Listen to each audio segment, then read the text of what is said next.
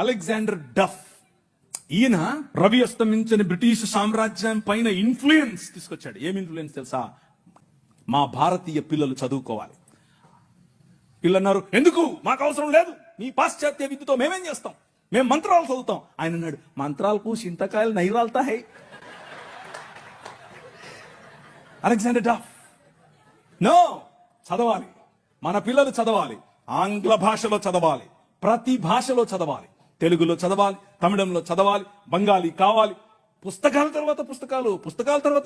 ఈ అలెగ్జాండర్ డఫ్ యొక్క ఇన్ఫ్లుయెన్స్ కారణం చేత ఈశ్వరచంద్ర విద్యాసాగర్, అలాగే రాజా రామ్మోహన్ రాయ్ ఇలాంటి వాళ్ళు నిలబడి, ఎస్, మా పిల్లలు చదవాలి, మా పిల్లలు కూడా చదవాలి, మంత్రాలకు మేమేం చేసుకోవాలి, అవసరం లేదు, ఎల్లమ్మకు పుల్లమ్మకు పోయి మీరు చదువుకోండి అని యూనివర్సిటీస్ ఒకే సంవత్సరంలో, అటువైపు మెడ్రాస్ యూనివర్సిటీ, ఇటువైపు బాంబే యూనివర్సిటీ, ఇటువైపు కాల్కటా యూనివర్సిటీ, 3 యూనివర్సిటీలు స్థాపించడానికి వెనకుండి పనిచేసింది ఈ అలెగ్జాండర్ డఫ్.